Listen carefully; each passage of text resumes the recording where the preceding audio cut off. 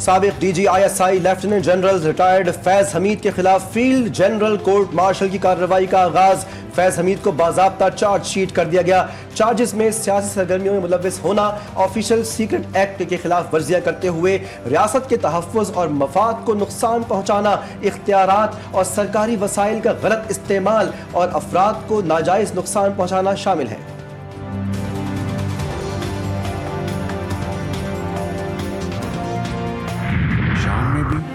और लेबनान में भी हमारे जो सफ़ीर हैं, दोनों से बात हो गई और लेबनान के सफ़ीर ने कंफर्म किया कि उनकी प्राइम मिनिस्टर लेबनान से बात होगी, जिन्होंने इस्लामाबाद पर जो चढ़ाई करने की एक इंतहाई नापाक कोशिश की, उसमें जो उन्होंने तोड़ फोड़ की, जिन्होंने इंतहाई पाकिस्तान के ख़िलाफ़ जो साजिश की गई, इसमें जो मुलव्वस हैं सबूत के साथ, उनको किसी सूरत में नहीं छोड़ा जाएगा।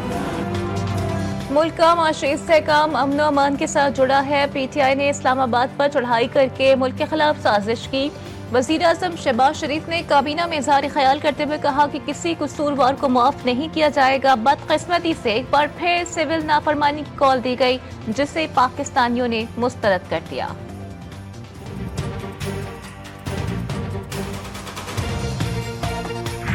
खुद तो तुम लोग भाग गए इधर D चौक से पीछे ही से और दौड़ लगा दी, तो मेरा तो सवाल वही है कि दौड़ क्यों लगाई?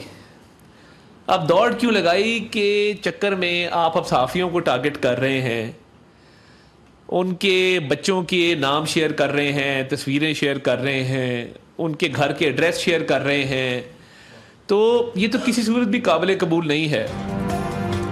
PTI फौज को कमजोर करना चाहती है, मुल्क के खिलाफ साजिशें कर रही है। हुकूमत फौज और मुल्क को कमजोर करने की किसी भी साजिश को कामयाब नहीं होने देगी। मुल्क इक़्तिसादी तौर पर तरक्की कर रहा है, तमाम आशारिये पाकिस्तान के हक में हैं। ऐसे में मुल्क दुश्मन क़ुव्वतें पाकिस्तान को नुकसान पहुँचाने के लिए अमन अमान का मसला पैदा कर रही हैं। वफाकी वज़ीर इत्तलात अता तारड़ की प्रेस कॉन्फ्रेंस, कहते हैं सहाफ़ियों को टारगेट करने का नोटिस ले लिया है, किसी को नहीं छोड़ा जाएगा।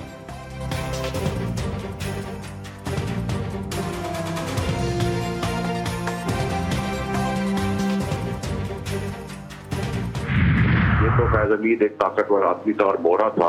इमरान खान साहब पार्टी ने इस्तेमाल किया और उसको चीफ बनाने के लिए जलाओ गिराओ मार धाड़ की सियासत शुरू की। और जब एक ताकतवर आदमी ताकतवर हल्के से ताकतवर इदारे के फैसले में आएगा और उसने जब फैज हमीद ने गवाही दे दी है इमरान खान साहब के लिए, शवाहिद दे दी हैं बीबी बुशरा के और बाकी भगौड़े मफरूर हवाद अजहर टाइप और मुराद सईद जैसे लोग जो मुल्क से भागे हुए हैं, तो ये तो अब उनके लिए बहुत तकलीफ है और मेरे लिए कोई सरप्राइजिंग शॉकिंग चीज नहीं होगी कि अगर कभी अब ट्रायल आर्मी कोर्ट पे हो। आज पाकिस्तान के लिए तारीखी दिन है। फैज हमीद को कोर्ट मार्शल के बाद सजा भी होगी। बानी PTI के लिए भी खतरनाक सूरत हाल है। बानी PTI और रहनुमाओं के लिए मुश्किलात हो जाएंगी। सेनेटर फैसल वादा ने GTV न्यूज से बात करते हुए कहा कि 2 साल पहले जितनी बातें की थी वो सब सच साबित हो रही हैं। मुराद सईद जैसे लोग भी मुल्क से भागे हुए हैं, किसी से कोई डील नहीं हो रही।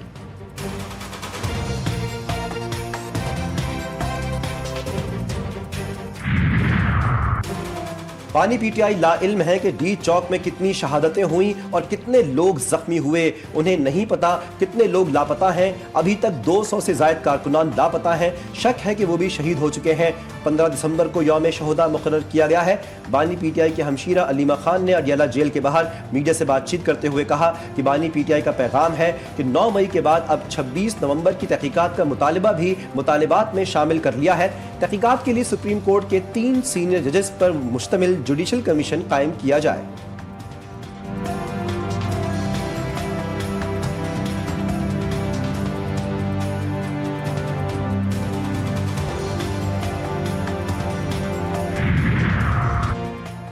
मुज़ाकरात की पेशकश के जवाब का इंतजार, साथ ही हुकूमत पर तनकीदी वार। PTI रहनुमा असद कैसर कहते हैं हुक्मरानों के पास अकल है, न सोच और न ही संजीदगी। इंसदादे दहशतगर्दी पर भी कोई तवज्जो नहीं। तमाम इदारे तहरीक इंसाफ को दबाने में मसरूफ़ अमल हैं। हम जमहूरी लोग हैं, कायन और आनू पर यकीन रखते हैं।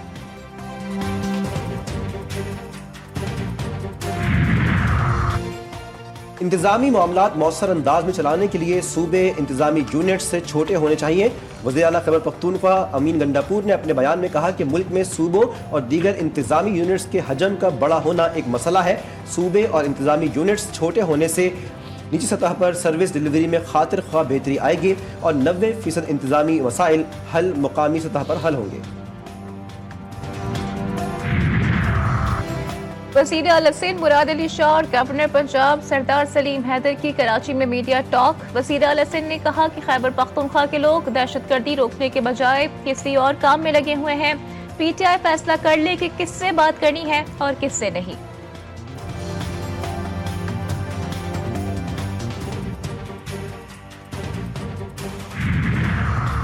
पीपल्स पार्टी और नून लीग के इख्तलाफात संगीन। नून लीग ने सिंध और पीपल्स पार्टी ने पंजाब में स्पेस मांग लिया। दोनों जमातों के मरकजी रहनुमाओं ने गुज़श्ता रोज भी मुलाकात की।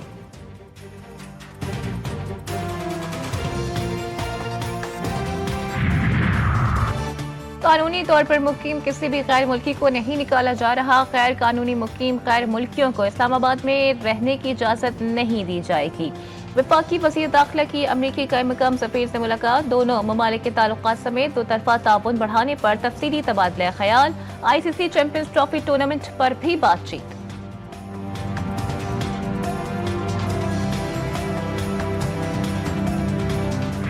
जुडिशल कमीशन रिपोर्ट का फौजदारी मुकदमात पर असर नहीं पड़ेगा।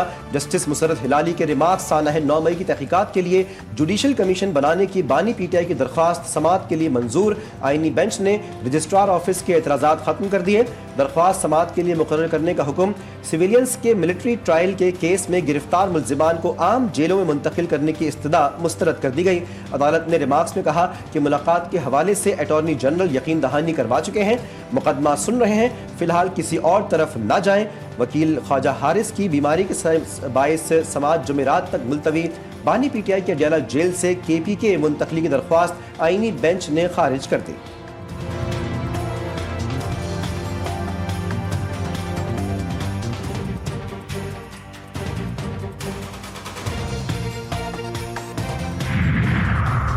तौहीन का मामला अदालत और तौहीन करने वाले के दरमियान होता है। आप क्यों जज्बाती हो रहे हैं? अदालत आपको रास्ता दिखा रही है। जस्टिस जमाल खान मंदुखेल का एडिशनल अटॉर्नी जनरल से मुकालमा। बानी PTI के खिलाफ तौहीन अदालत की हुकूमती दरख्वास्त पर समाअत के दौरान एडिशनल अटॉर्नी जनरल ने कहा कि बानी PTI ने 25 मई के लॉन्ग मार्च में अदालती हुक्म की खिलाफ वर्जी की। जस्टिस अमीनुद्दीन खान ने रिमार्क्स दिए। अदालत ने नोटिस किया तो बानी PTI को यहाँ पेश भी करना पड़ेगा। इस हवाले से हिदायत ले लें। सलमान अकरम राजा ने बानी PTI की जानिब से जवाब जमा करवा दिया।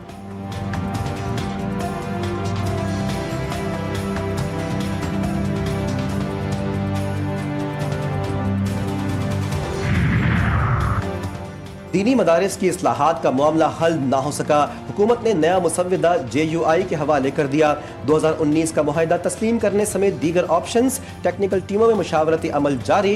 हुकूमत वज़ारत तालीम के तहत रजिस्ट्रेशन की ख्वाहा। नई कानून साजी के तहत DC और वज़ारत दाखिला के तहत रजिस्ट्रेशन की तजवीज़ भी पेश।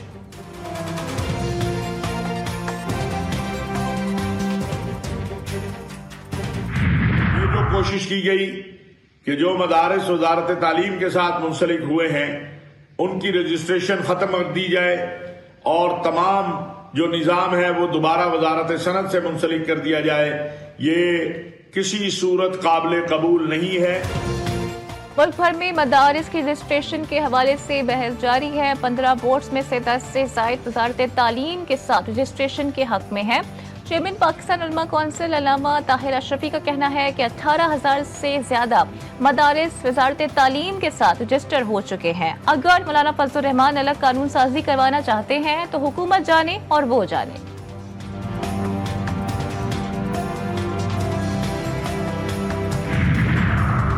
मखसूस सीटों की अलॉटमेंट। खैबर पख्तूनख्वा में सेनेट इंतखाबात। इलेक्शन कमीशन आज भी कोई फैसला ना कर सका।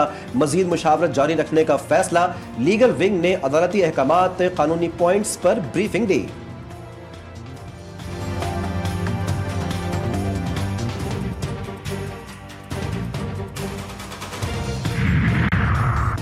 FBI नोटिफिकेशन वापस। बैरून मुल्क से आने वालों को एक से ज़ायद मोबाइल लाने की इजाजत मिल गई। FBI चेयरमैन ने कस्टम के बैगेज रूल्स 2006 में मुजव्वज़ा तरमीम वापस लेने की हिदायत कर दी और फौरी तौर पर एक से ज़ायद मोबाइल फोन लाने पर पाबंदी की तजवीज़ पर अमल दरामद रोक दिया, जिसके बाद बैरून मुल्क से आने वालों को 2 मोबाइल फोन लाने की इजाज़त बरकरार है।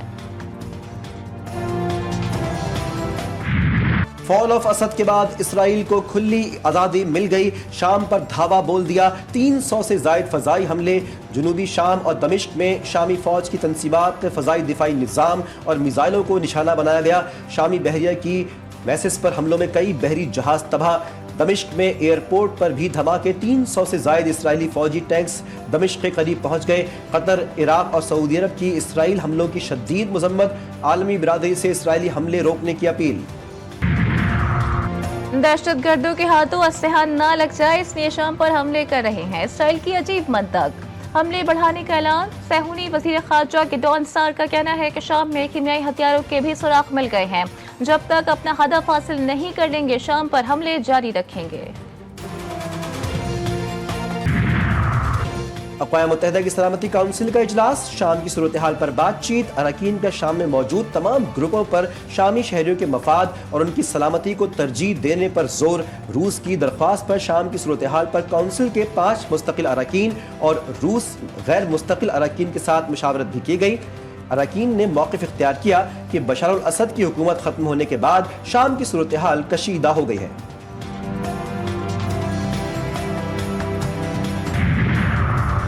अमरीका शाम में इक़्तिदार की पुरअमन मुंतकली का ख्वाहां। तर्जुमान अमरीकी महकमा ख़ारजा मैथ्यू मिलर कहते हैं कि अमरीका शाम में 1974 के अमन मुआहदे की हिमायत करता है। शाम का मुस्तक़बिल अमरीका के लिए अहम, हमारी तवज्जो शुमाल मशरक़ी शाम पर है। फ़रीक़ीन अमन मुआहदे का एहतराम करें। वज़ीर ख़ारिजा इसहाक़ डार की ईरानी हम मनसब से टेलीफोन पर गुफ्तगू। अहम उमूर पर तबादला ख्याल, 2 तरफ़ा ताउन और शाम में होने वाली पेशरफ्त पर भी बातचीत। गजा में इसराइली दहशतगर्दी का सिलसिला न रुका। बैत हनून बैतुल्लाह अल मकासी में सहूनी हमलों में 38 अफराद शहीद। मजमूई शहादतों की तादाद 44,700 तक पहुँच गई। जख्मियों की तादाद भी 1 लाख से तजावुज़। अस्पताल और पैरामेडिक स्टाफ पर भी हमले जारी। जंगज़दा लोगों के लिए मज़ीद बदहाली पैदा हो गई। गजा में काम करने वाली डॉक्टर्स की टीम की इसराइली और अमरीका पर भी कड़ी तनकीद। कि इलेक्ट्रिक सारिफीन के लिए बिजली का बड़ा झटका। रवा माह बिजली 3 रुपए से जायद महंगी, बाकी मुल्क को रिलीफ मिलेगा। रवा माह के इलेक्ट्रिक सारिफीन जुलाई की माहाना एडजस्टमेंट कीमत में 3 रुपए 3 पैसे फी यूनिट इजाफी अदा करेंगे। उन्हें रवा माली साल की पहली सहमाही की एडजस्टमेंट में 20 पैसे फी यूनिट अलग से अदा करने होंगे।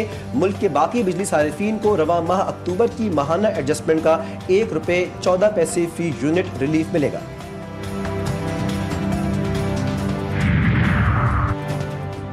करप्शन की वजह से सूरत हाल खराब। अपोजिशन लीडर अली खुर्शीदी ने करप्शन के खात्मे के लिए एहतसाब को जरूरी करार दे दिया। कहते हैं सिंध में हजारों अरब की करप्शन हो रही है, कोई पूछने वाला नहीं। टैक्स के पैसों का बेतरीक़ इस्तेमाल सिंध में देखा जा सकता है। वज़ीर आला सिंध ने करप्शन पर आंखें बंद कर रखी हैं।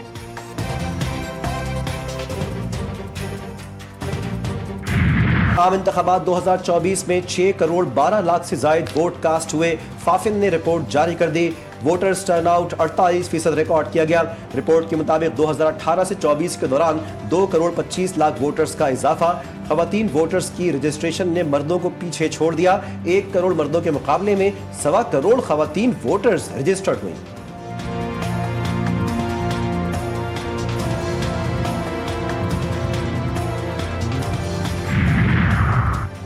पश्तून कौमी अमन जिरगा मुज़ाकरात के बाद वापस लौट गया। मुज़ाकरात में एक फरीक ने जिरगे को फायरबंदी का अख्तियार दे दिया, दूसरे फरीक ने फायरबंदी की इजाज़त के लिए मोहलत मांग ली। जिला कुर्रम में क़याम अमन के लिए मुज़ाकराती अमल जारी रहेगा। पारा चनार में आमदोरफ्त के रास्ते गुज़िश्ता 62 रोज से बंद।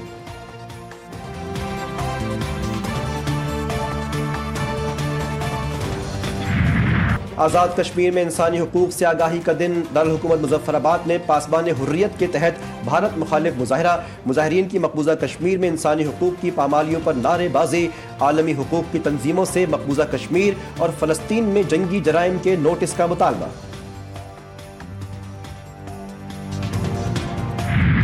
सवार मोहम्मद हुसैन शहीद निशानी हैदर का 53वां यौम शहादत। शहीद की मज़ार पर चाको चौबंद दस्ते की सलामी, मज़ार पर फूल रखे। अफवाज पाकिस्तान का खिराज अक़ीदत। सदर मुमलिकत आसिफ अली जरदारी कहते हैं, सवार मोहम्मद हुसैन शहीद ने बहादुरी की लाजवाल मिसाल कायम की। उन्होंने वतन अजीज पर अपनी जान निछावर कर दी। वज़ीर आज़म शहबाज शरीफ ने कहा कि कौम को अपने शोहदा और उनके अहले खाना पर फख्र है। पाकिस्तानी कौम अज़ीम शोहदा की कुर्बानियों को कभी फरामोश नहीं करेगी। आलमी सतह पर पाक फौज का नाम रोशन। छठी बार कैम्ब्रियन पेट्रोल मश्क में गोल्ड मेडल का एजाज। आर्मी चीफ की बरतानिया में फातेह टीम से मुलाकात। पाकिस्तान की इज्जत बरकरार रखने के लिए शानदार कामयाबी को सराहा। ISPR के मुताबिक फौजी दस्ते ने गैर मामूली महारत का मुजाहरा किया।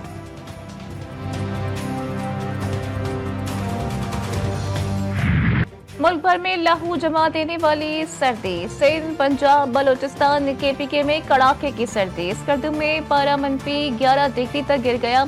कोयटा और मालम जब्बा में दर्जे हरारत -4, ज़ियारत में -3 रिकॉर्ड। इस्लामाबाद का पारा 0, गाड़ियों पर कहर जम गया।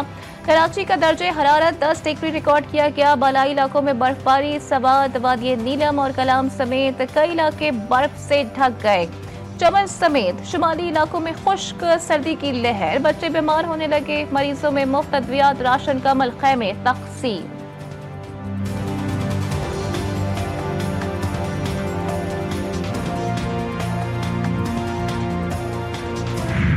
तूफान दाराग बरतानिया और आयरलैंड से टकरा गया। तेज हवाओं की वजह से सफरी मुश्किलात का सामना। ट्रेनों और परवाजों के शेड्यूल मुतासर हो गए। बरतानिया के बेशतर इलाकों में बिजली की फराहमी मुअत्तल। दरख्त जड़ों से उखड़ गए। घरों को नुकसान पहुंचा और मुताद्दिद गाड़ियां तबाह हो गईं। दरख्त गिरने के दौरान हादसात में 2 अफराद जान से गए। नए देश में नया इम्तिहान। पाकिस्तान और जनूबी अफ्रीका के दरमियान पहला T20 मैच आज खेला जाएगा। कौमी टीम में 2 से 3 तब्दीलियों का इम्कान। मैच से कबल कौमी टीम की भरपूर तैयारियां। किंग्समेड स्टेडियम में मशकें। मैच पाकिस्तानी वक्त के मुताबिक रात 9 बजे शुरू होगा।